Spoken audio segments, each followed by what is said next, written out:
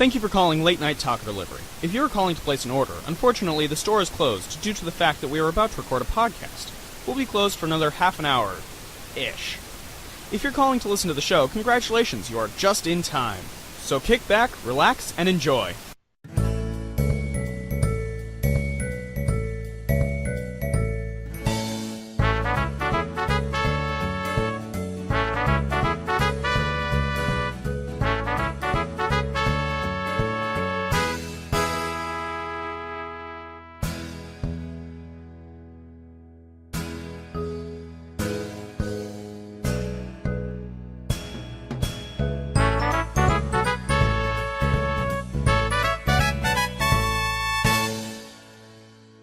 Ladies and gentlemen, children of all ages, welcome to Late Night Taco Delivery. Late Night Taco Delivery! Yay! I'm your host, Daniel Gill.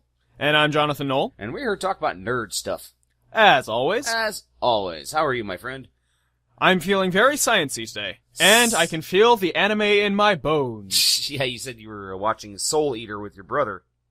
Yeah, but furthermore, the reason why I was gone this weekend was because I went down to Columbus with our good friend Eric. Yes. And showed me all around his hometown of Columbus, and we also went to MST3K. Ooh. So, first time going, had a good time. I didn't go and buy a badge or anything like that, so I just kind of wandered the halls. You can do that. Yeah, I've done that at conventions before. And I was dressed up as Horace from Homestuck. Nice. And I had a good time. Did you get a lot of compliments? I did, because Horace is a pretty rare character. You don't get a lot of Zahak characters in the con circuit. Gotcha. How about you? Just working my ass off mostly. Cool. We've been having a very, very busy day at the Mart of Wall. Especially since we have the National Tractor Pull Championship and the move-in date for BGSU this weekend. Oh boy. Yeah. I was trying to describe to an African-American coworker about what they do with the tractor pull. He's like, so basically it's a bunch of rednecks that go and watch other rednecks strap giant engines to tractors and haul heavy stuff. Uh-huh. Yeah. White people are weird. Yeah. Speaking as a white person, yes, we are weird. We are weird. Also, I've been, what have you been geeking out about, sir? Well, right after going to MST3K, I decided to go through all of my cosplays. Mm-hmm. And, just try to ascertain, what status all of them are in. So I've just been kind of going through that. Got myself a lab coat, which I'm wearing right now. Very nice. So I need to get a lab coat. Actually, I got two. Ah. So I will officially be able to cosplay Carlos from Welcome to Night Vale again. Nice. And I will be able to do Dr. Stein from Soul Eater. Very cool, very cool. Looking forward to it. Yep. I haven't had a lot of time to do much geeking. I've been reading a book called For the Win by Cory Doctorow. It's basically about gold farmers in developing countries deciding they want to form a union. And using the in-game mechanics to basically force the companies to force the people... Using the in-game mechanics to force the game companies to force the people who run game farming to allow them to basically unionize. And it's supposedly a young adult novel, but Cory Doctorow takes a lot of work on turns. economy-based mechanics. So, yay. Go. Yep. So, shall we move on to the geek news? I hear you're up to the gills, so I to am speak. stuffed. Oh my god. It was quite the weekend, actually. Yeah, too bad I was, busy gallivanting in Columbus. A lot of it is Disney-based, but not in a bad way. Oh, good. I actually don't have any shits that should not be. Neither do I. Well, maybe one. Maybe. Yep. This just came up on my feed earlier today. Disney is moving forward with an untitled film revolving around its Jungle Cruise theme park attraction with Dwayne Johnson attached to star. The studio has been trying to develop a film based on the safari ride for some time, with Tom Hanks and Tim Allen both attached to star at some point. Plot details are unknown at this time, other than the fact that it will be a period piece. I remember a while back hearing about this, and they were going to try to basically make the African Queen. Oh dear. With Humphrey Bogart and Katharine Hepburn. Yeah. Mm-hmm. But they couldn't get it to work. And so now they're going to be basically throwing Dwayne Johnson into it, so explosions. Okay. And they're also pushing hard. And instant money. Yeah. They're also pushing a new Haunted Mansion picture. Del Toro's attached to that one, as I recall. Del Toro and Ryan Gosling. So, yay. Alright, let's see here. I actually got not shit that should not be, but just some really sad news. But we'll talk about those later. Okay. I've got one. Okay. This one I actually found out right after we recorded the last episode. Mm-hmm. Winona Ryder confirms a Beetlejuice sequel is happening. Didn't they say enough the first time? Must they go tropical? I know, right? But yeah, she has joined Michael Keaton and Tim Burton in saying that a Beetlejuice sequel is in the works, and it was announced on Late Night with Seth Meyers. I'm sorry, I keep thinking of the Kevin Smith story about he was given a chance between Superman Reborn, and Beetlejuice Goes Hawaiian. Yeah. And he's like, must we go tropical? And Beetlejuice yep, is pretty one much. of those movies that it did everything it needed to do the first time. Really, do we need this? I don't know. Maybe it does its own thing this time. Alright. We'll have yet to know. Yeah. Let's see here. Bill Murray to debunk the all-new Ghostbusters. Oh dear. Well, Bill Murray has been spotted on the set of the new Ghostbusters reboot. And his role has been a mystery until now. He will be playing Martin Heiss. Okay, that name means nothing to you because it's a new character in the new rebooted universe. He's a professional supernatural debunker, a sort of amazing Randy type who shows up and proves the new Ghostbusters are fakes. It's a small role, but it's kind of a mirror image of where we meet Peter Venkman at the start of Ghostbusters 2. Yeah, actually, that's a good point. But basically, he's going to be in there, and he's going to be basically trying to prove the all-female Ghostbusters are fakes, and sounds like something Bill Murray will enjoy. Yeah, it does, actually. All right, your turn again, sir, considering you have so much news. Oh, yes. Architects crowdfund to build £1.85 billion Minas Tirith in England. I heard something about this. Yeah, we are fully aware of we are fully aware of the scale of our ambitions as creators of the incredibly ambitious Lord of the Rings project. Oh, Christ. A group of architects has launched a crowdfunding campaign in the hopes of raising almost £2 billion in order to build a life-size replica of Lord of the Rings city Minas Tirith in the south of England. If they manage to raise the fund within 60-day limit, Tolkien fans will have a chance to live or work in the creation whose original version was laid siege to by the full forces of Mordor in the Return of the King. Cool. Basically, they said that this will be $15 million for land, 188 million pounds for labor, and 1.4 billion pounds for materials. Any money left over after the project is finished after 2023 will be used for maintenance and public services in 2053. And unfortunately, it's not doing so hot. Oh, that's too bad. They've only made like 53,000 pounds. But still, you know what? I love the fact that these nerds are trying. Oh yeah, absolutely. I mean, that's kind of an undertaking, and I salute you guys. Yes. They are doing the best they can. Oh, I'm sorry. 81,000 pounds. Ah. So they're actually moving pretty fast. Oh, good. Speaking of Ghostbusters. Okay. Looks like we have a little more info on Chris Hemsworth's role. Oh, really? I saw something about him in a suit. Yes. Here we have a picture of Chris Hemsworth with short hair and glasses and a jumpsuit riding a motorcycle. Okay. Any idea what he's doing in that? Riding a motorcycle? Okay. Looks like he's kind of got the, you remember that device that Venkman brings into Dana's apartment in the first movie? Yeah. Yeah, it kind of looks like he's got that on the back of the motorcycle, but I could be wrong. Okay.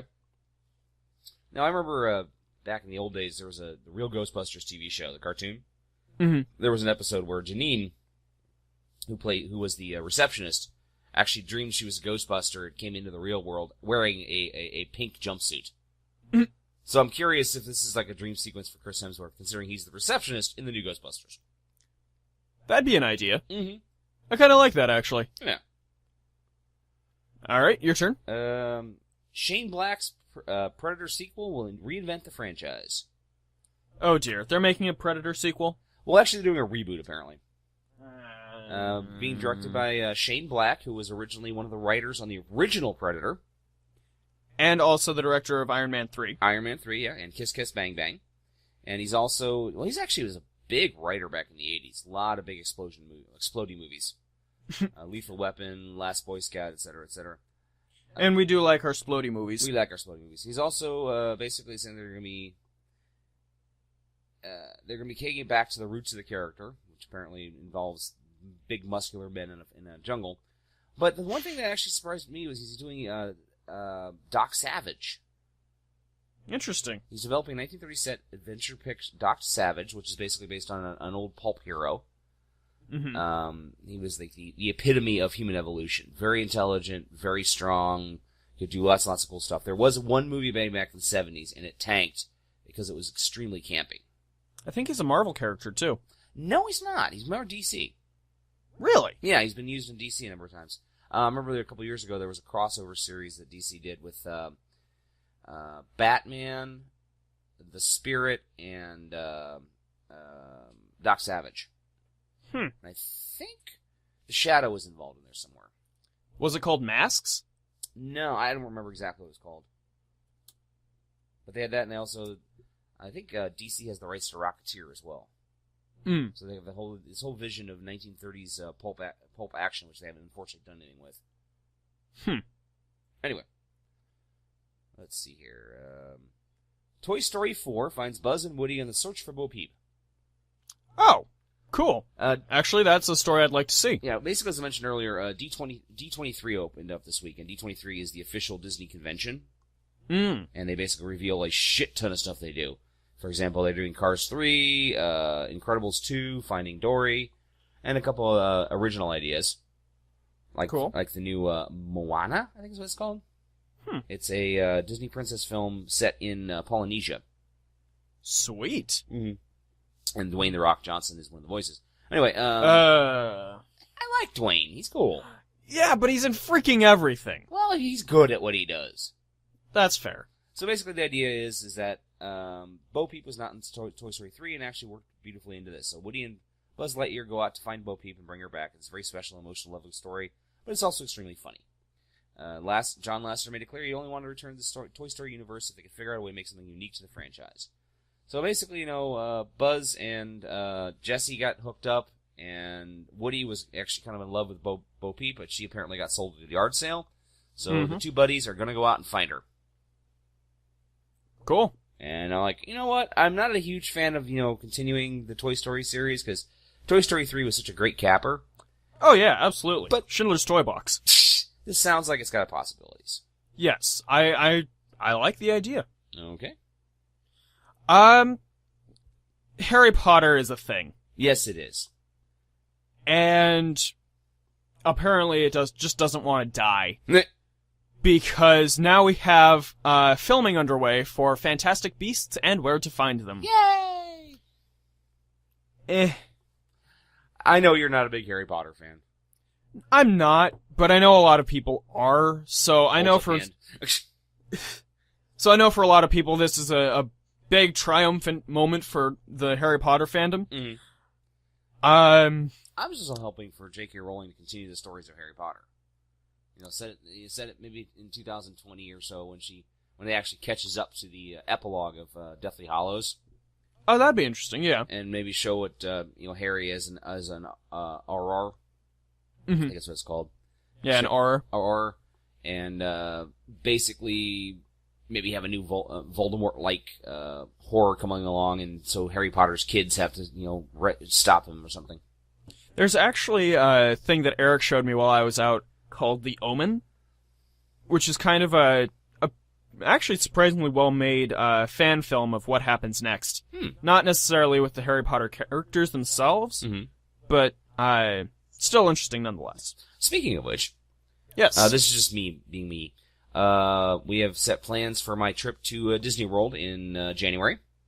Woohoo! I'll be going for 10 days. I'll be going to Disney World and Universal Studios with my roommate Justin, his girlfriend, and my friend Julie. Sweet. You know, the Amazonian Julie? Mm-hmm. Yep, we're going to be down there. We're basically staying in a really, really cheap hotel and just bouncing around from park to park. It should be quite amounts of awesome, and I'll have my camera with me. So excellent. So no show that week, but oh my god, will I have pictures and stories. That's just fine. Okay. Let's see, we were just finished up with Harry Potter. Mm-hmm. You know, remember a couple episodes ago we talked about how DC's pretty much abandoned they're trying to do the movie universe, but they basically said, screw it, we're going to take over television. Mm-hmm. They have a new TV show coming out. Oh? NBC lands DC Comics half-hour workplace comedy, Powerless. Interesting. Tell me more. It's a workplace comedy about normal people, think The Office, but it's set in a world of superheroes and villains. It focuses on powerless individuals working at one of the worst insurance companies in the country who can get a bit jealous about the heroes making headlines. It kind of reminds me of Damage Control, which is an old Marvel comic, which is about a company whose job is to go clean up after superheroes and supervillains have slugfests. So that looks like it can be kind of funny. Let's see. Oh, yeah. No matter how wrapped up I get in the spectacle and action, a part of me always wonders what happens to the poor folks who need to file insurance claims when superhero versus supervillain battles result in mass death and destruction. It's a good question. I mean, how do you file for that? Wrath of God?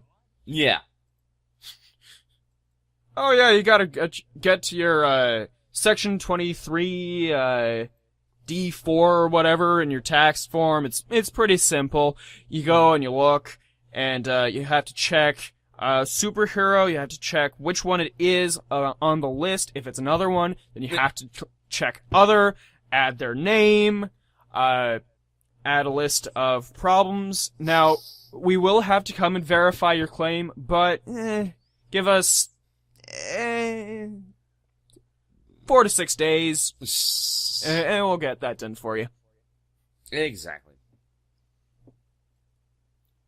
Anyway, it's your turn again. Oh, it's my turn again? Okay. Yeah. Let's see here. Well, in the continuing saga of Stephen Amell versus Stardust. Oh my god. Yep, they have finally, they've signed the contract. Stephen Amell will be wrestling, with a guy named Neville. Versus, Stardust and King Barrett at SummerSlam.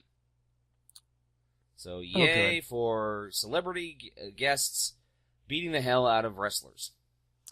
Yay! Well, apparently, Stephen Amell, when he was working out earlier this week, did a snatch grab on a dumbbell and cracked himself in the face. I heard about that. I must admit, I was rather amused. Ah, the poor bastard. You know, if he's got a chance to go wrestle, go for it, but still, it's like, seriously, dude. I know, right? Yeah. Speaking of D23 from earlier. Alright. We have a Star Wars themed land coming to Disney parks. Oh my god. Sorry. And Harrison Ford was there to announce it. Yay! I just want to tell you all about this Star Wars land we're doing here in Walt Disney World. And the penitent man, he kneels before God. And... No, it looks like I've actually got an article about that out myself. You want to talk more about it, or shall I?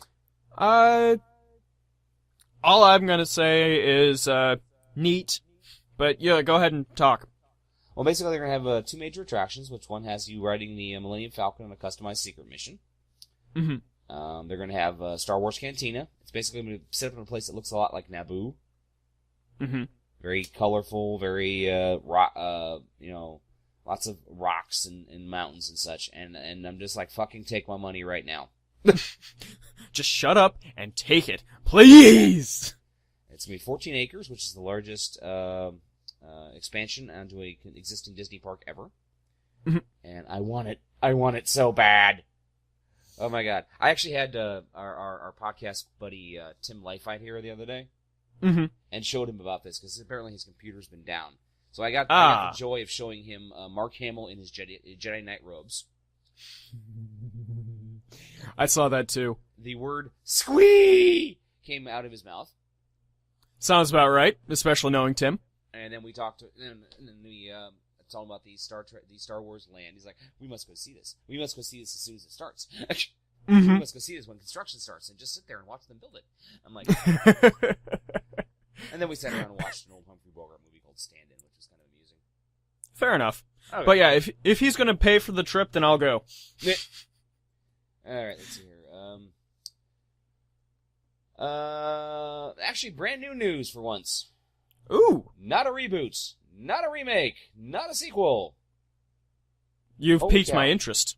Ronda Rousey lobbies hard for Marvel's Captain Marvel. Basically, the MMA fighter, who is also an actress, she was in Expendables 3, really wants to be Captain Marvel. Now, Marvel has said they are making the Captain Marvel movie, but they have not cast anyone yet. So she's basically put a call out to her fans to Photoshop her into the costumes. Huh. And there's some pretty good ones. I'll actually share this link on the the Facebook group. Cool. And she looks the part. She can actually be really, really quite cool, I think. I'm looking forward to it. Yeah.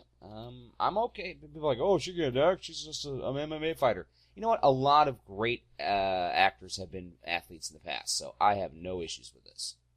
I'm good with it too, honestly. Yeah. All right. Want to take another one? Well, I've got one that I just found. Okay.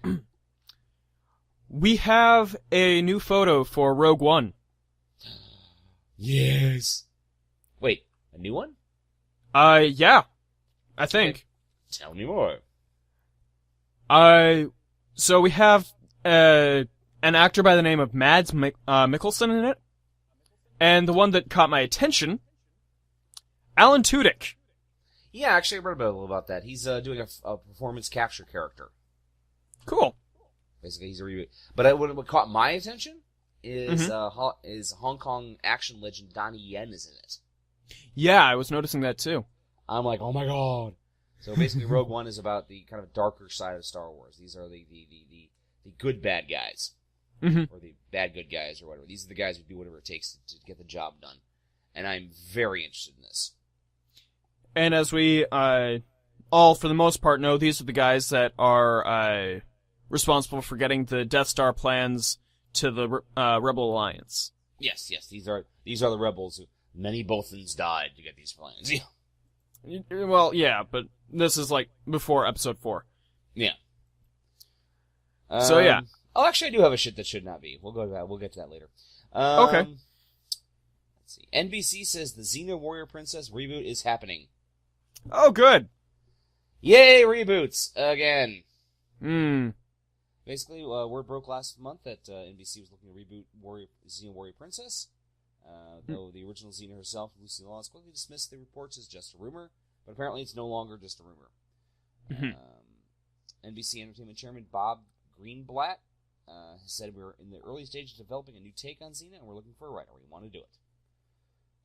I never actually watched Xena Warrior Princess or Hercules. Neither did I. But apparently they're both very popular shows and were a lot of fun, so yay. And the only thing I ever watched was actually Young Hercules, because it was on in the afternoons when I got off school and when I was going to university. And I would basically...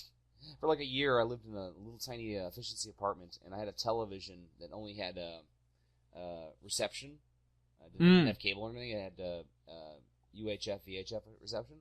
So I'd basically sit there and pop the television on and watch Mighty Morphin Power Rangers, Young Hercules, and Animaniacs. That's perfect. That was my afternoon. I would just sit up while I was doing my homework. So it was kind of funny. Sweet. All right. Your turn again. All right. More news from D23. Sweet. Disney announces Jack and the Beanstalk musical called Gigantic for 2018.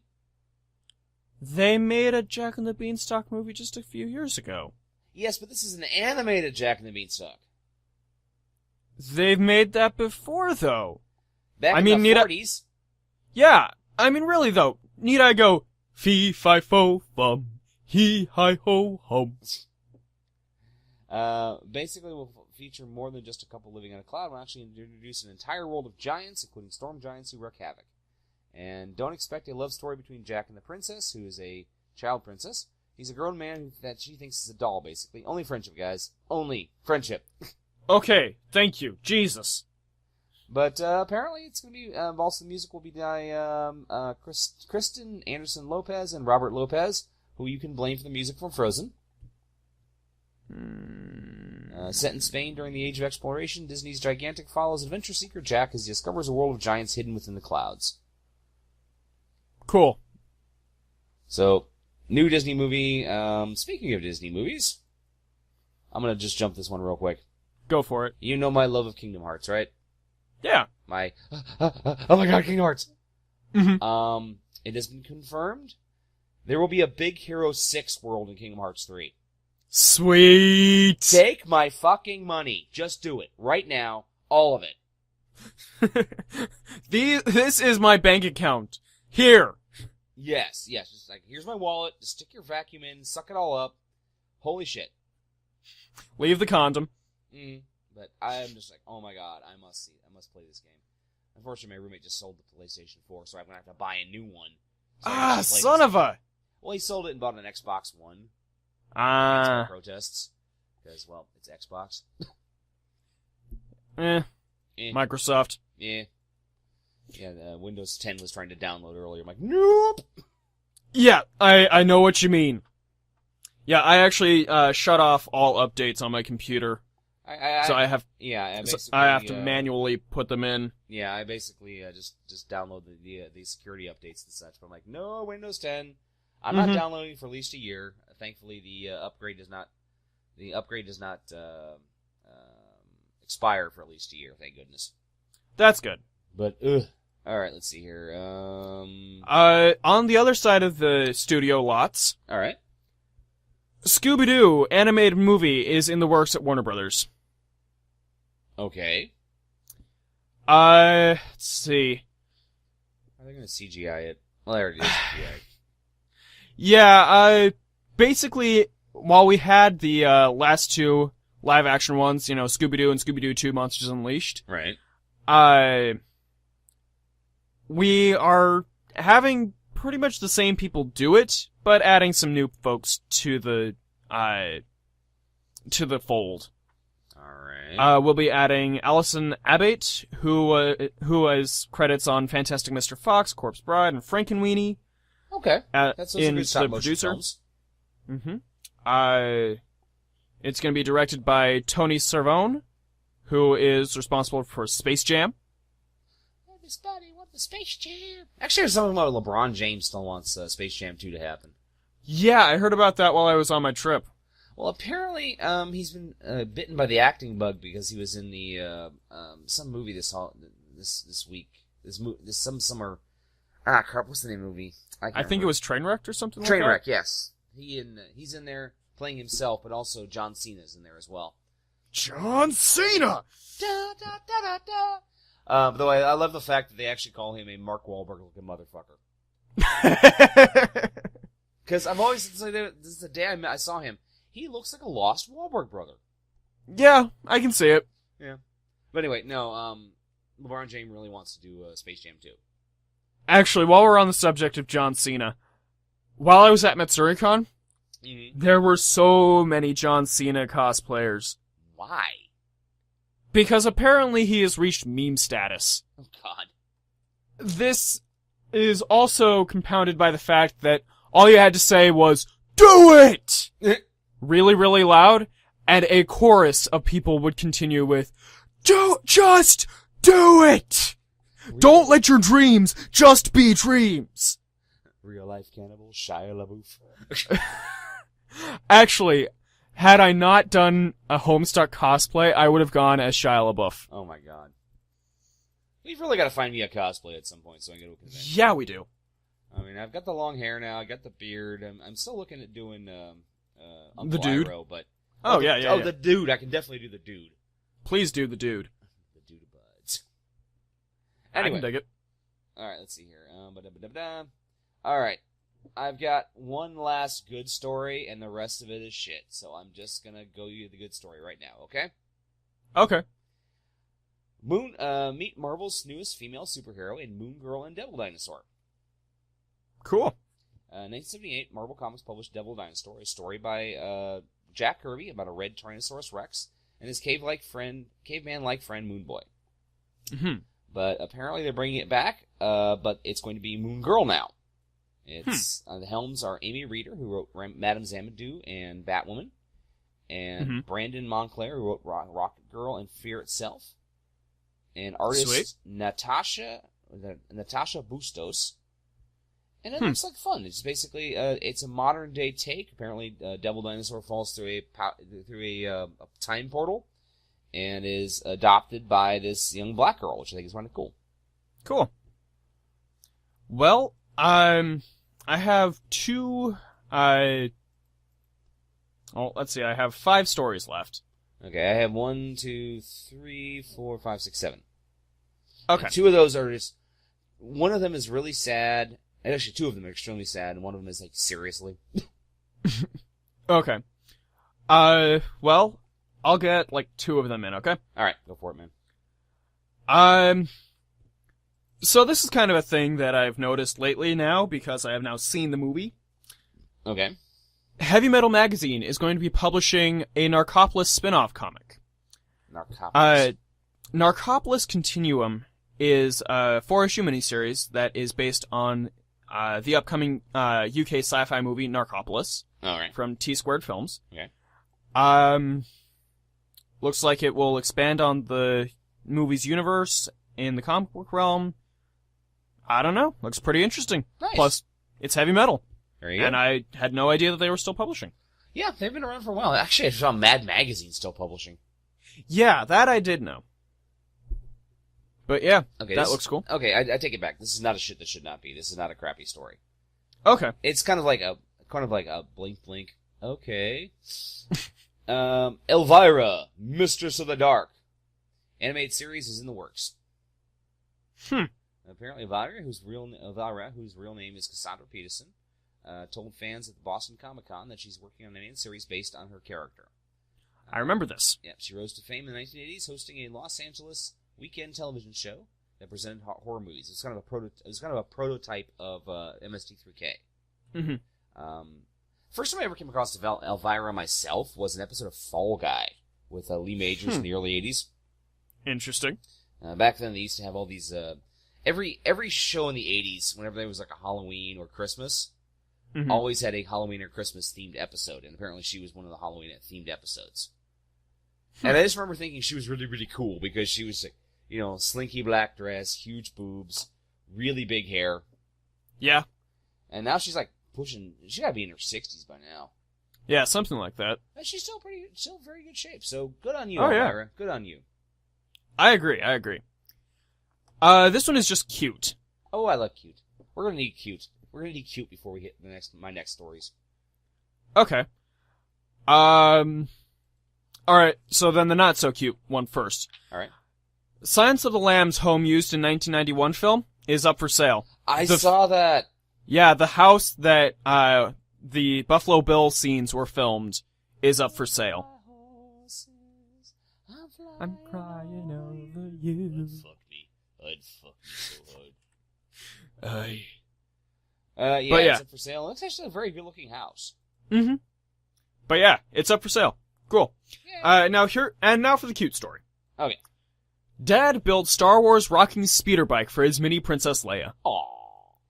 It is a very well-made speeder bike, but it is also a rocking horse. Nice. I'll post it on the page. Ooh. But yeah, it's really well done. No, I'm looking at something else. I'm sorry. I'm a big believer that science will save us. Uh-huh. If actually the industry gives the money to science to save us. But apparently, chemists have found a way to remove atmospheric carbon dioxide, which is causing climate change, and turn it into a carbon nanofiber similar to valuable materials used for industries like aerospace, construction, and electronics. Ooh. So basically, all this shit that has been happening, they will be able to grab the carbon dioxide out of the air and use it for shit to build stuff. Why are we not funding this? Exactly. Seriously. All right. Ready? Speaking of, well, okay, yeah, go ahead. Yeah. Here's a semi-shit that should not be. Okay. Will Smith is reportedly working on a Fresh Prince reboot. Really? Yep. TV Line reports Smith's production line, Overbrook Entertainment, is in the very early stages of developing a new show that puts a new spin on a fish out of water while maintaining the spirit of the original series. Interesting. Yeah. Sit on these facts for a second and commence the freakout. In West Philadelphia, born and raised, on the playground, I spent most of my days. Though I have to admit, seeing him on the Graham Norton show doing the song and having the entire audience sing along because they all knew the words, that was cool. Then he took it too far and brought DJ Jazzy Jeff, his son, and Ribeiro. What's his name? Carlson. Yeah. Brought Carlson, and they all sang and did the same. Like, that's just, they pushed it too far that time. Meh.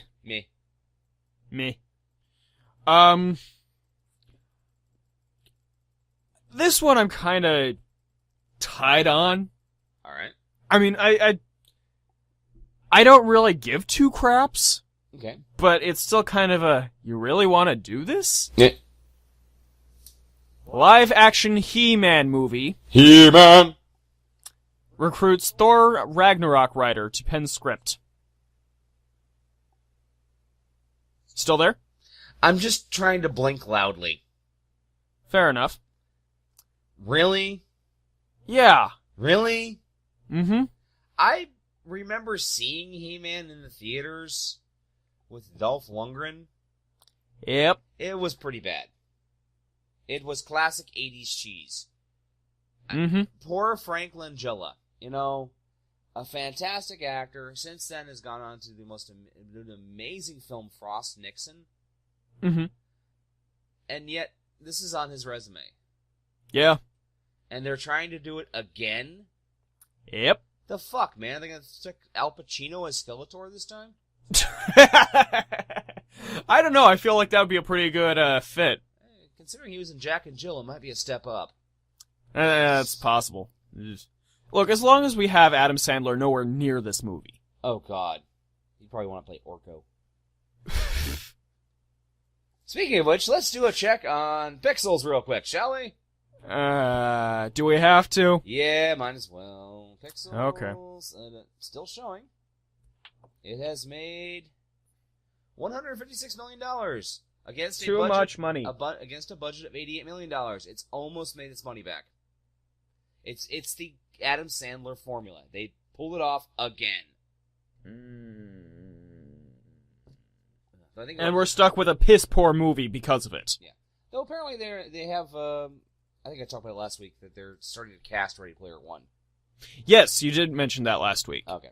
Speaking of films, even though I mentioned last week that since Relativity Media has gone under, the Crow reboot is still alive and well. Cool. According to the creator James O'Barr, and it's still going. And I don't know how I feel about this. I really don't. Yeah. Because,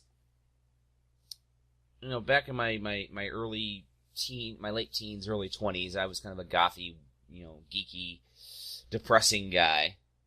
Listening to a lot of R.E.M. and The Cure. And I read the original Crow comic book, which cannot be filmed. Mm-hmm. Not because it's, unfilmable, but because it's fucking wrong. Yeah. I mean, the Crow is, injecting heroin into himself to basically deal with the pain of being dead. Yeah. There are things in the comic you cannot shoot. It would not be commercially feasible. Though I'd love to shoot it as it was done, because holy shit, it would be awesome. Oh, yeah, absolutely. And then there was the 1993 version with the tragic death of Brandon Lee. Mm-hmm. And it's a fantastic movie. I watch it every Halloween. I watch it at least once in October. It's one of my 4 films I watch every October. I watch The Crow, I watch Ghostbusters, I watch Exorcist, and I watch Nightmare on Elm Street.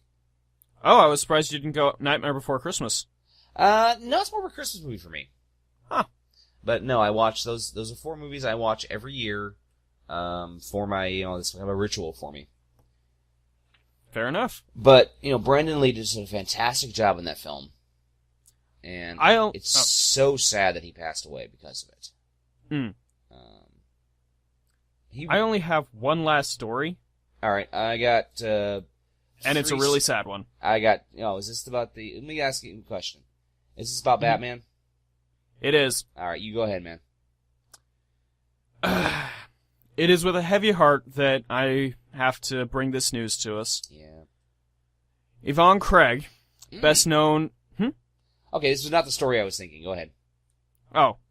I have another sad story, so go ahead. Oh, great! Yay! Best known for her role in the 1960s series Batman, as Batgirl, has passed away. A lot of pubescent males fantasies, apparently. Yes. She was also on an episode of Star Trek. Yeah, playing the Orion slave girl. Mm-hmm. The green one. Yep. In the 3rd season, not in The Cage. Right. $6 Million Man, Mod Squad, and she will be missed. She was on the $6 Million Man. She also worked opposite Bing Crosby, Don Knotts, George Hamilton, Dwayne Hickman, Dennis Hopper, as well as Elvis Presley and James Coburn. I think you found the same article as I did. Pretty much. Comicbook.com? Yep. But big bucket of win, Miss Craig. You did a fantastic job with your life. We are sorry to see you go. And here we go for the other story, basically slashing the other wrist. Oh, fuck. I'm sorry. Lenny B. Robinson, the 51-year-old Maryland millionaire, known locally and on the internet as Route 29 Batman, has died. Oh. Robinson was known for driving a black Lamborghini in full costume as the Dark Knight to visit children's hospitals. He was struck by a car on I-70 during his return trip from a car show in West Virginia.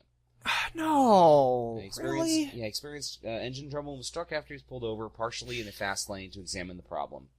The crash is under investigation, but no charges have been filed. So, Batman has been hit by a car. Sometimes there are people who do fantastic things in the world, and they get fucked over for it. So, God damn it. Anger, anger, anger, anger.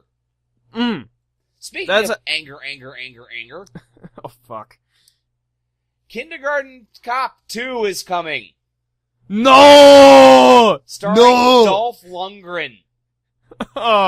This is my shit that should not be. First they came for the Terminator. Then they came... and I was silent. Then they came for the Predator. Sorry, damn it, but... Okay, this is funny. Because Kindergarten Cop 2, directed by Jarhead 2, Don Paul, and written by American Pie 2, David H. There's no 2, there's like everyone's 2 in this. I mean, it's not like it's a great movie. No, it's by not. any stretch. I mean, it was an Arnold movie. Mm-hmm. But still. Film. I remember watching it. Okay, basically do we really need this? It involves Dolph pretending to be a kindergarten teacher in order to find a missing Federal Witness Protection Program flash drive. He has a sidekick named Sanjit, and the bad guys are Albanians. What more is there to know? I love how you said pretending. Yeah. It's just, no. Why? Why is this happening? Why is this happening to us? We must find something happy. We must go back to the satellite of love. Yes! Because in the not distant future, next Sunday AD, there was a guy named Joe. Or Mike. And, well, yeah, we're getting there. That's the big... We're not going to talk about that just yet, but that is the major argument. Joel or Mike among Misties. Oh, absolutely. So, let me ask you that. Let's put that out right now. Okay, Joel okay. Man, or are you a Mike man? Personally, I am more of a Joel, but I enjoy a Mike. Okay. I am more of a Joel, too, because he was my first. Mm-hmm. And I just love the fact that he always looked like he was just so broken. Yeah. He was just like, I'm stuck on a satellite with a couple of robots. I am My surrounded life by... sucks. I mean, I think the quote, I am surrounded by idiots of my own design, still rings true. Yeah. Was that from MST3K? That is an MST3K one. It's from one of the first Commando Cody shorts. Oh my god. Yeah. That's awesome.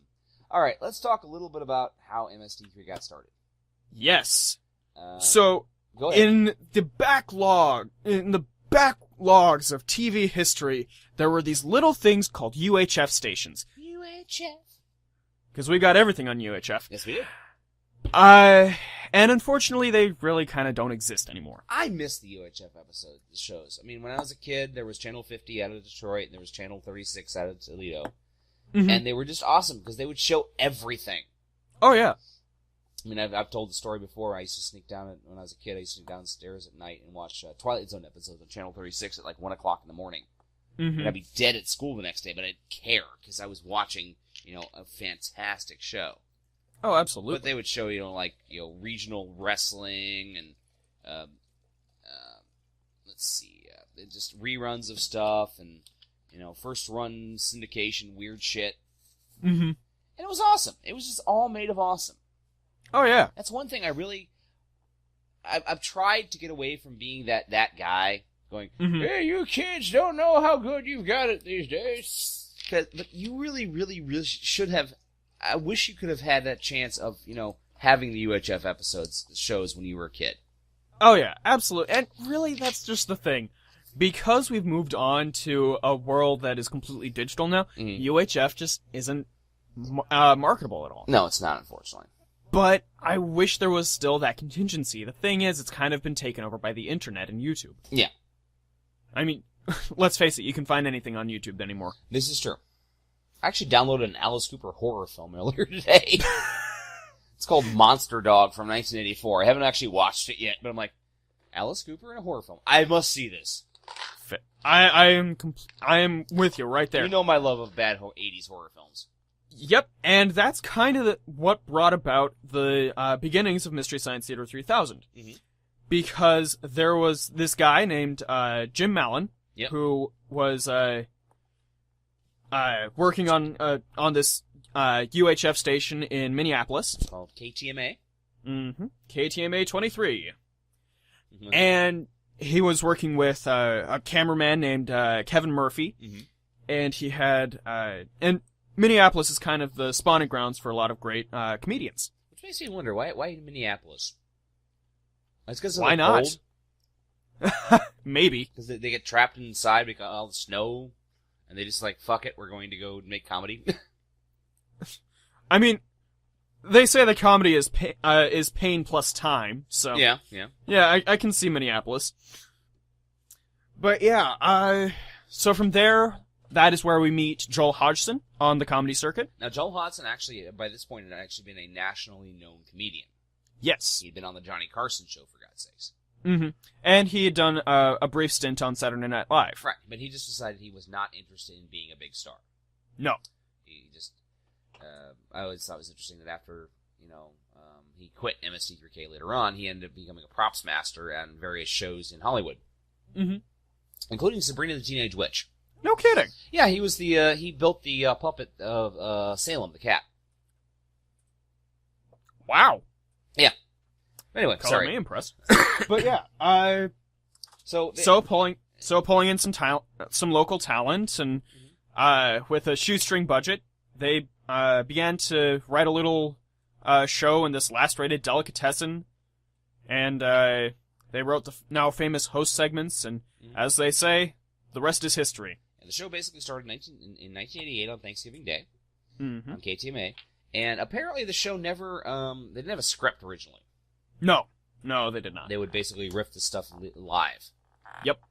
Which is very tough to do. It's very tough to do. That's when Tim Lifeit, yours truly, and you are going to be doing commentaries later on. Mm-hmm. Films, we're going to have to, sit down and go, okay, here's what we need to talk about. Yeah, pretty much.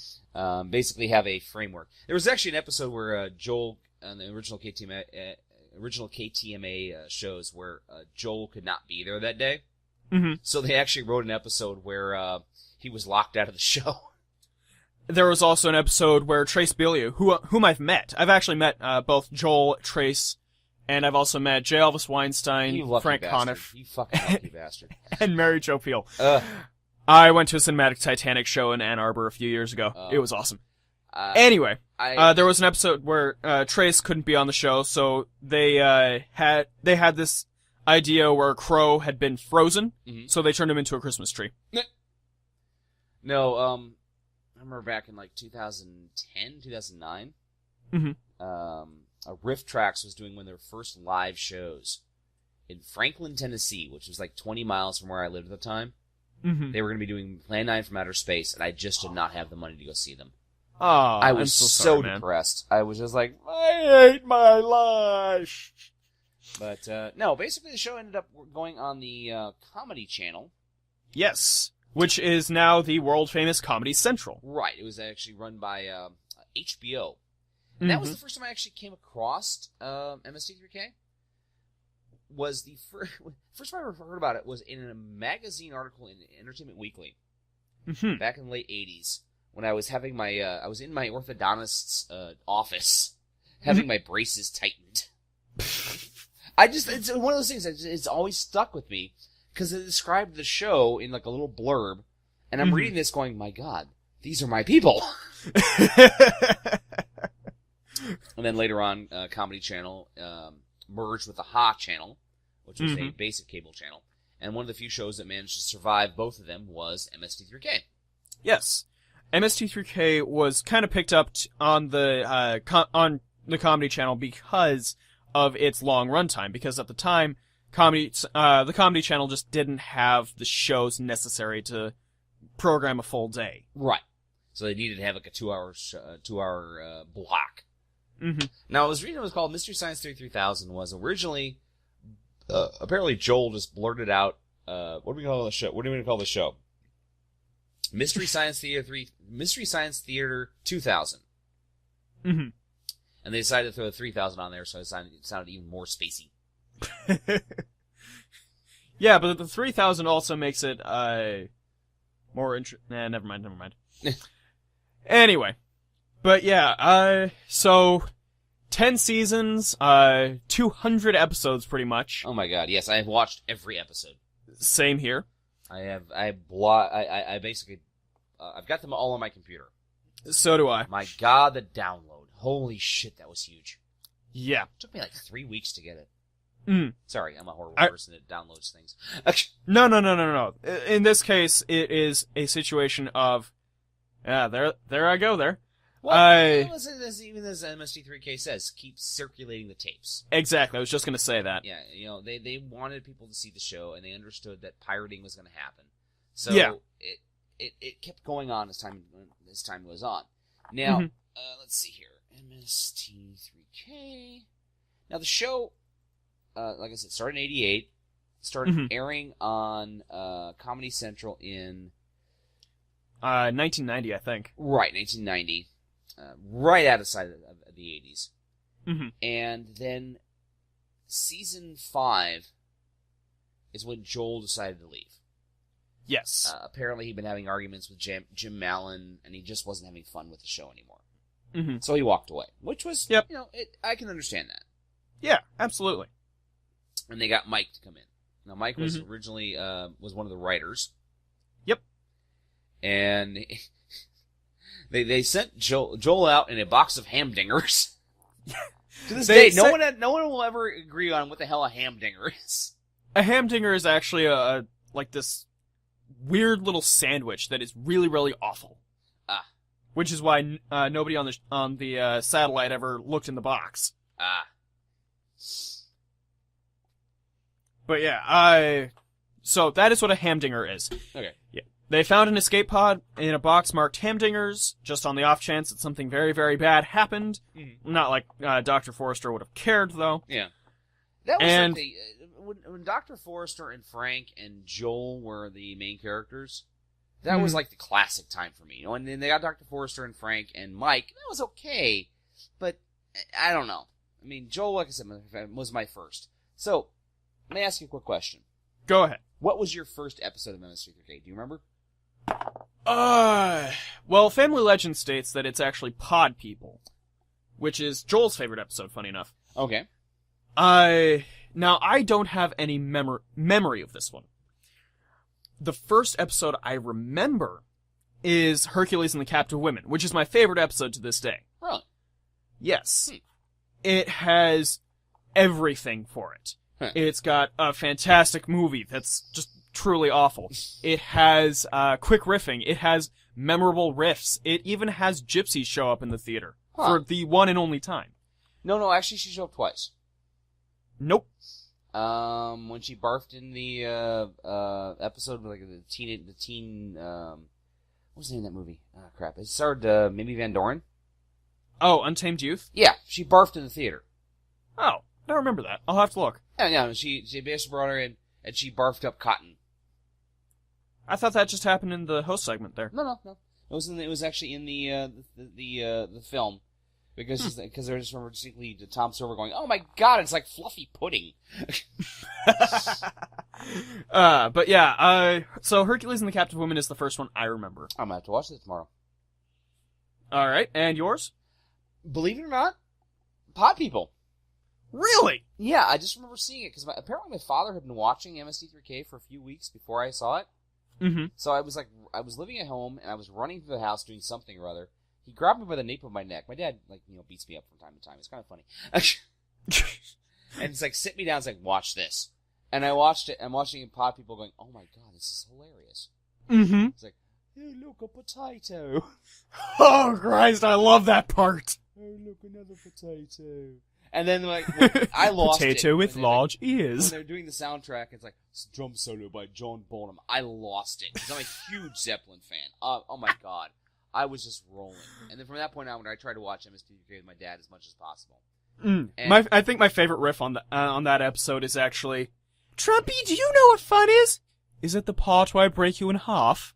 Trumpy, you can do stupid things. What was it? I remember watching the show and just being. We actually had it on. I remember one Thanksgiving, the Comedy Central was having a great showing of Christmas turkeys with MST3K, and we actually showed it during Thanksgiving dinner. Yes. Everyone else is like, "Why are we watching this?" My dad and I because it's funny. Yeah. Yeah, they actually still do Turkey Day specials. They do. Yes. Really? Yes. Joel Hodgson. That's right. They do it online now, don't they? Yeah, it's a live stream that you have to get into on YouTube. Okay. Joel Hodgson hosts. Last year it was him. I think he was just there making dinner with you. It was pretty cool. All right, that's cool. I didn't get to see all of it because I had to work that day. Yeah. Unfortunately, Thanksgiving is really, really bad for us in retail. Mm-hmm. One of these days I'll have, a jobby job, as I say. Yeah. But no, yeah. we're watching MST3K, and it was just funny as shit. Oh, yeah. Now, I really didn't get to watch a lot of it when it was first airing. Right, because you were still pretty young by that point. Yes. So when I did see a few episodes that were around when I was fully conscious, they were usually being taped, and I would watch them later on. Gotcha.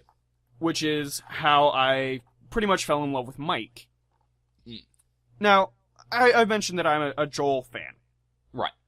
But I really do like Mike because Mike was fun. I mean, don't get me wrong. I don't hate him. I remember alt fan MST3K back in the 90s, which was a news group.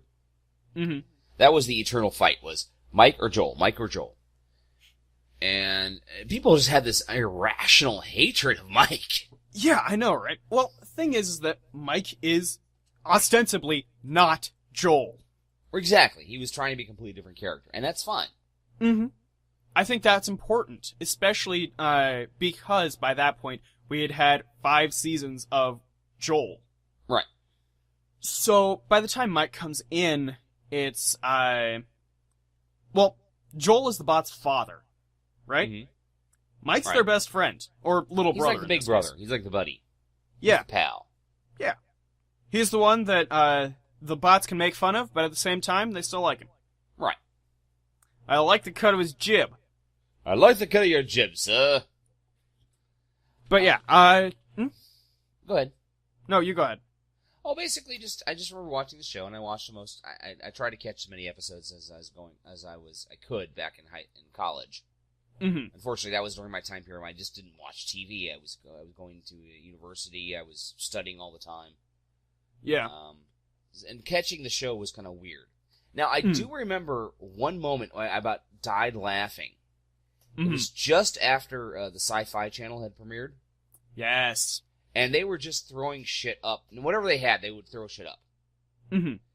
So I'm watching MST3K, and they had Women on Mars or something, like Amazon Women on Mars or Venus or something. I'd look.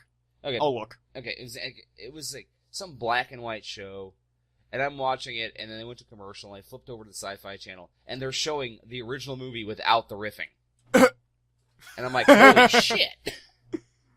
And it was a bad movie. I mean, in the early days of Sci-Fi Channel, they had some bad stuff. They were let's see, is it, it's not Fire Maidens from Outer Space. No. Okay. It might have been, though. That's the episode with Timmy. Timmy! Not that Timmy. No, that was the black Timmy. Yes. And I'm not being racist. That he was actually a black Timmy, okay? Leave me alone. Yeah, he was a black crow. He was black crow. Basically, Crow was, when they were shooting the show, they actually had two sets of puppets. Mm-hmm. They had the host segment puppets. And then which are the red and gold ones that we know. Right, and then they had the ones they filmed in a silhouette. The theater. And they were all painted black. And Timmy was an evil puppet. Mm-hmm. Which, frankly, all puppets are evil. I don't know. I still like Joel. I still like Crow and Tom because they're puppets. Though I must admit, I thought it was rather amusing the Super Colossal Guide, which is a book that was written about MST3K back in season 7. Yeah, I actually read that one when I was in 6th grade and did a book report on it. Really? Yes. We still have them.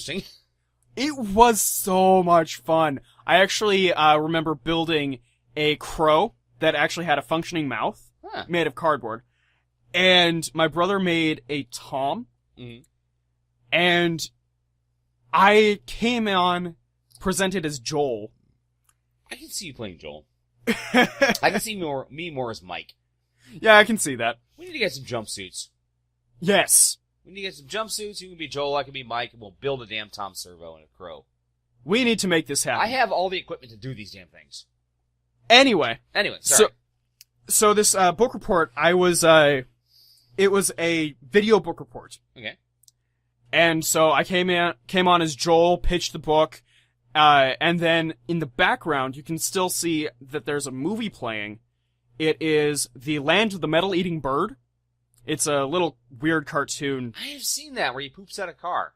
Yes. Yes. I've actually posted that during my animation weekend, my animation month.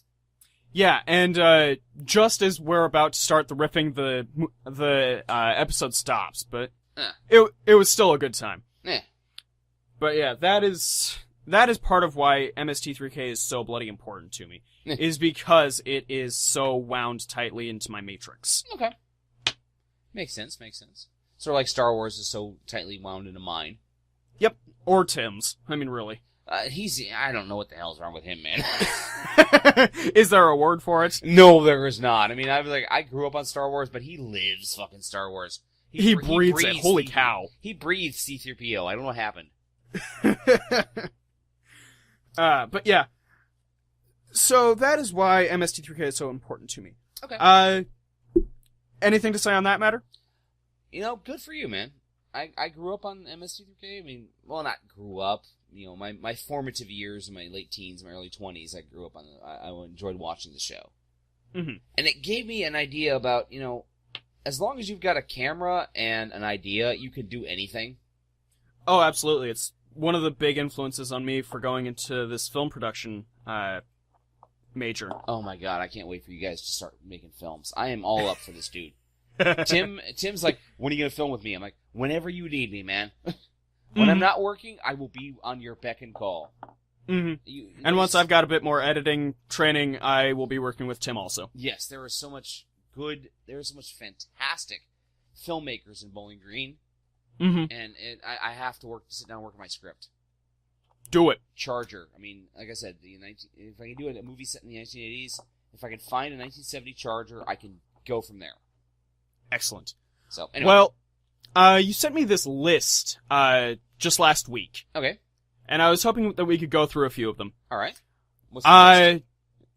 It is the 25-episode history of Mystery Science Theater 3000. I posted to Paste Magazine. We won't go through all 25. I promise. Hold on. I have to open up it real quick. Okay. Talk for a moment for a second, sir. Okay. Well, so when I went to Cinematic Titanic... Okay. Well, like I said, I met the folks who did it, and we saw... What is this crap? and we saw 2 movies that they did for that, show. They did one that was called The Oozing Skull, which was nigh impossible to figure out what the hell was going on. And, you want me to just send it to you? Actually, just give me a second. I can actually, pull it from our old message files. Okay. And the other one was this weird blaxploitation film, which was just absolutely ridiculous. I think it's probably the first blaxploitation film I've ever actually seen. All right. And I remember the one riff that made the biggest impact on me. All right. Was one from Mary Jo, and it was "Cut, that's the closet, dummy," because just after that, she realized that she had said that riff a little bit too early, and she's like, "Oh, damn it!" So yeah, it was a very fun show. One of the riffs that always cracked me up, in hindsight, actually, was about Jeff Dunham, the puppeteer. Oh god, is it he's a woozle and his name is Peanut? Exactly. Yes. Because back then, when they were doing the show, he was not a popular comedian. No, not in the slightest. Not in the slightest. I mean, I knew of him because I watched a lot of Comedy Central because I like to laugh. Yeah. Because my life is hell. I need comedy because my life is evil. No, I just remember watching, Jeff Dunham, and now he's a freaking, multimedia superstar. Mm-hmm. And the fact that he was mentioned on the old episodes of MST3K always cracks me up. Oh yeah.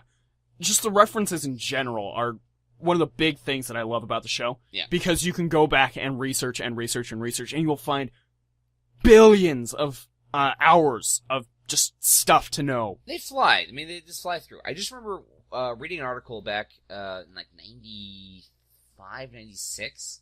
Mm-hmm. I'm trying to go through my files in my head right now. The first time I ever saw the MST3K the movie. Yes. Which unfortunately was never really released in theaters. It was sort of released, but not really.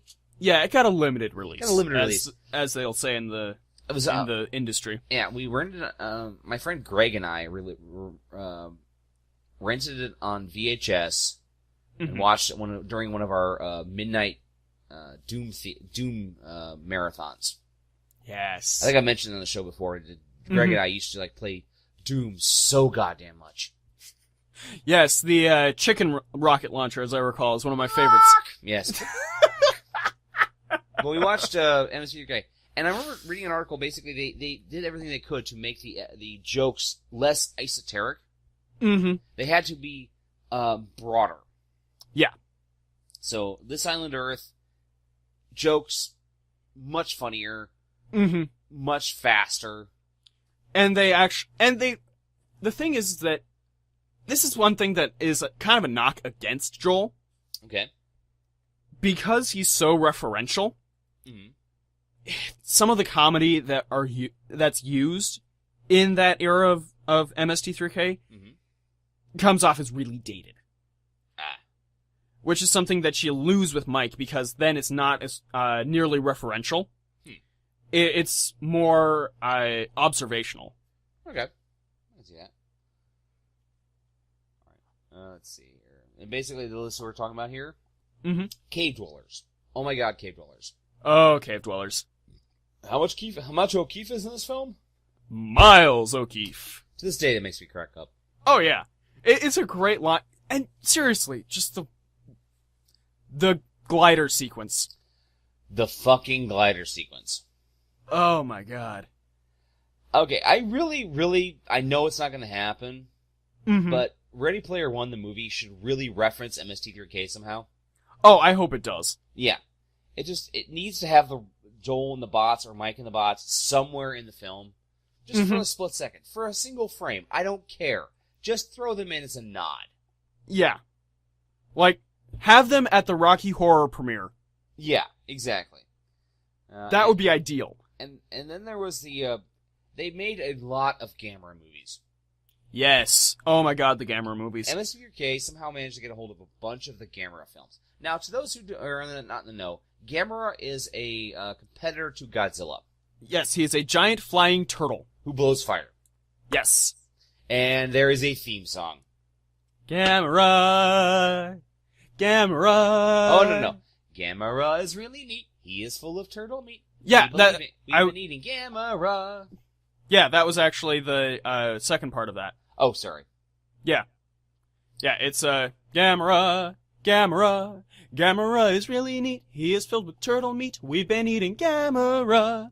Eyes, tails. There was an episode where they were finally doing the final Gamera episode they were doing, and they had a party. Mm-hmm. Same with the Hercules movies too. Yeah.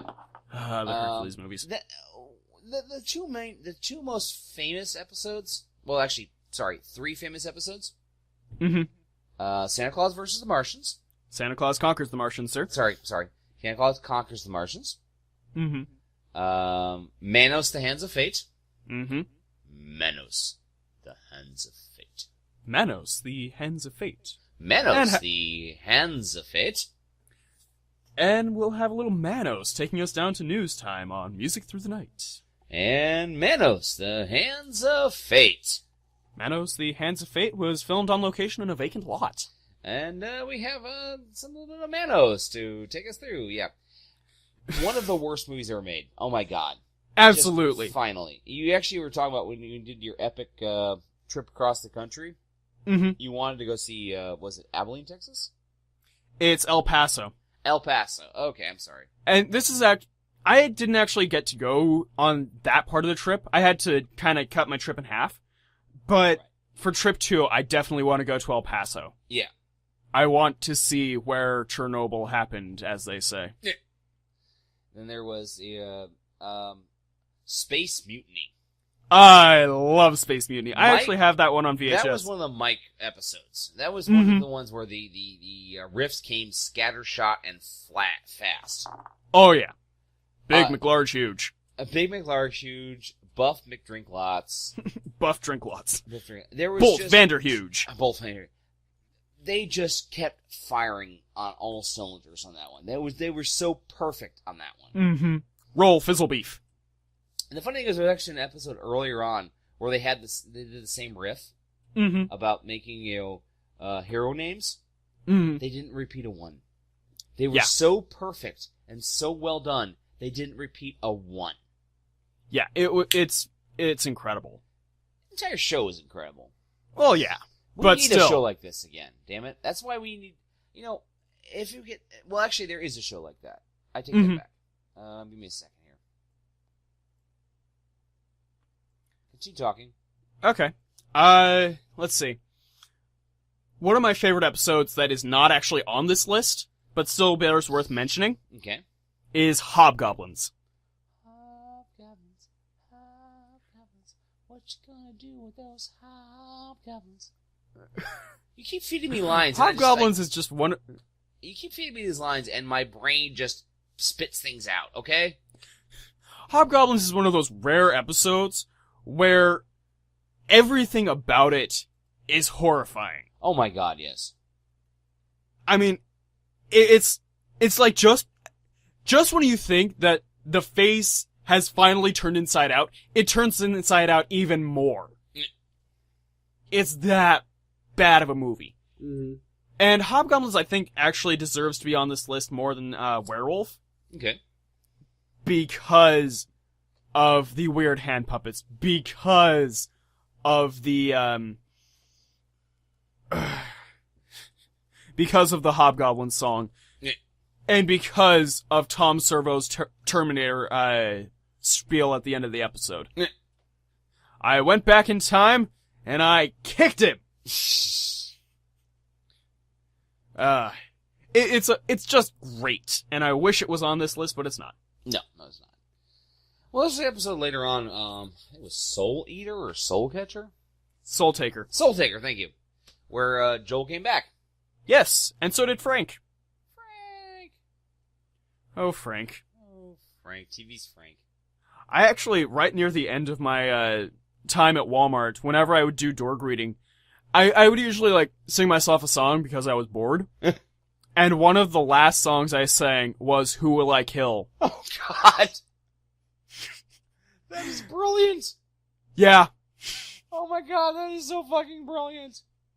Who will I kill? Oh, it's so much better than what I sing to myself. I squished his head a few times. I just sing old 70s Memories. rock songs. You know, I know, like, you know, The Boxer by Simon and Garfunkel, or, you know, Phil Collins' Billy Don't Lose My Number, but oh my God, you are my hero, man. Thank you. You are my hero. Oh my God, wow. Okay. TV's Frank, wherever you are, I will kill you!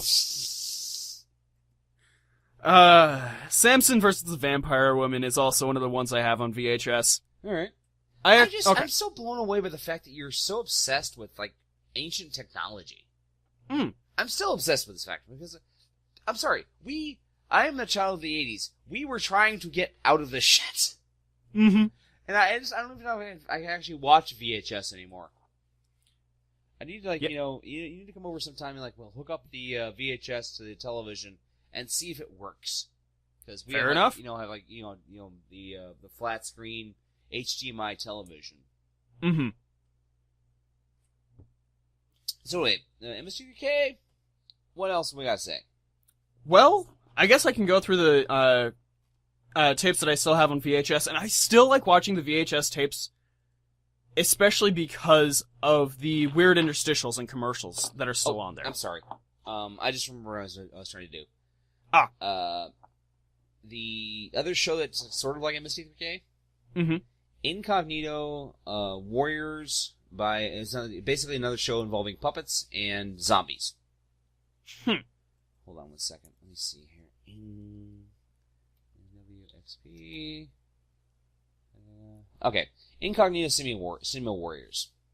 Mm-hmm. It's basically a show it's on the internet. Mm-hmm. And unfortunately, because it's not, broadcast, it's not as huge as it used to be. Right. But they watch really, really bad films. Mm-hmm. And make comments about them. And have puppets. And apparently, TV's Frank thinks it's a funny-ass show.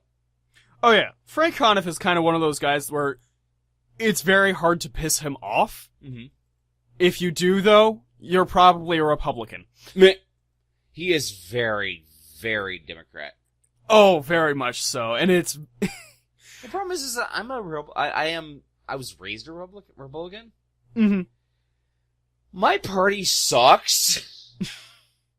It sucks so goddamn hard. I'm like, no, what the hell's wrong with you? What the fuck is wrong with you? No, stop that! Maybe you should write to, like, Amnesty International House of Pancakes or something. I need to create my own damn my own damn party, apparently. No, Incognito Cinema Warriors XP is a show about a special forces guy who gets trapped in a movie theater with a couple robots, and he's forced to watch bad movies. Nice. And the movies he is forced to watch are like Bride of the Gorilla and Lady Frankenstein and Werewolf in a Girl's Dormitory. And they make comments about the film, and it's really, really damn funny. I'll see if I can find it. Oh yeah, if you can't find it, I've got some episodes I shall share with you. Great. Let's see, the ones that I still have on VHS. I have all of the Hercules movies, except for Unchained. Hercules. Hercula. Hercules. I have Hamlet. I have... Wait, there was a Hamlet episode? Yes! Oh it my is God. this bizarre German language version of Hamlet. Oh my God. It's terrible. That sounds like it. I watched that movie so many times while I was doing the complete works of Shakespeare abridged. Because I just needed to get myself in that mood. I have Samson vs. the Vampire Woman. And seriously, every single time, I am almost moved to tears. Because you're in so much pain? Well, yeah! It's TV's Frank's last episode. Oh, okay, yes. Because no longer will the whipping boys and the sidekicks be tormented. Here you can go to the land, to the great beyond with all of the Robins and the Catos. And the Midnight Bomber who bombs at midnight. Right. It makes me sad. Aww. Need a hug. Internet hug, man. Suck it up, bitch. Anyway, and anyway, there's a podcast that Frank Conniff does. Oh. It is called Podhouse 90. There are only 3 episodes, so it's a pretty fast listen. Gotcha. Each one is like 2 hours long, and the first one is easily my favorite. It is called The Wonderful Pundits of Oz. It is hilarious. Nice. Basically, Dorothy can't get home, so the Wizard of Oz characters end up running for the new position of wizard. Yeah. It's great. But yeah. Okay. Anything else to say? Well, let's give it a quick, Comedy Central canceled MST3K in, 97? 96? Yeah, something like that. Okay. It was picked up by Sci-Fi Channel, and they put in the Sci-Fi Channel unfortunately did not know how to handle the show. No, there was this, there were a couple of weird restrictions. Yeah, they had to have a storyline for the first few seasons. Which sucked. Honestly, if you watch it linearly, if you watch it in a linear fashion, then it works just fine. Right. But if you're just trying to introduce somebody to it, Piles of suck, yes. Yes. And the show basically going on until like 99 or 2000? 2000. 2000. And they said, okay, we're done. Yep. And they tried to keep it going. But you know what? It's cool. It's done. Yep. And it's up to the fans now. Mm-hmm. To riff on shows. Up to the fans, or you can always watch riff tracks. Riff tracks, yeah. And I would love to see what you and I and Tim and Eric can do about an MST3K show. I'd like to do that. All right, we'll have to do an experiment sometime.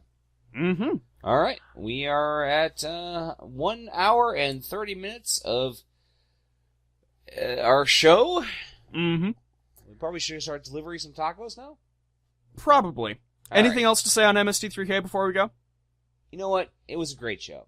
It really was fantastic. I used to watch it all the time. It made me happy. And there's so few things that make me happy in this world. Oh, absolutely. I love Disney. I love MST3K. It made me smile. MST3K is wound tightly into my matrix. Yes. If I don't watch MST3K, I don't step into the world of film. I don't step into the world of film criticism. Yes. And I don't realize that there's a such thing as a bad movie. Exactly. So, from the very bottom of my heart, or the cold, hard cockles of my heart, as some would tell me, guys, I salute you. You are done. You did good work, man. Rest now. Mm-hmm. So, from all of us here at Radioactive Walrus Entertainment, the Experiment Room, and Dan's Domicile, where I'm actually wearing pants for one time. Get out of town. Oh my god, I'm wearing pants. Holy crap. It's the end of the world. Well, I'm sure that'll spook fewer people about delivering tacos. Yes. This has been Late Night Taco Delivery. Now place your order. Late Night Taco Delivery is performed by Daniel Gill and Jonathan Knoll and was created by Daniel Gill. New Bizarre opening by Jonathan Knoll. If you have questions, comments, or a suggestion for a future show, drop us a line on Twitter at Radio Walrus Pod. Like Radioactive Walrus Entertainment on our Facebook, or subscribe to our official YouTube channel, Radioactive Walrus. That's Radioactive with a capital R, Walrus with a capital W, and no spaces. Thank you for calling Late Night Taco Delivery. You may now place your orders. This has been a production of Radioactive Walrus Entertainment. John, what do chickens say?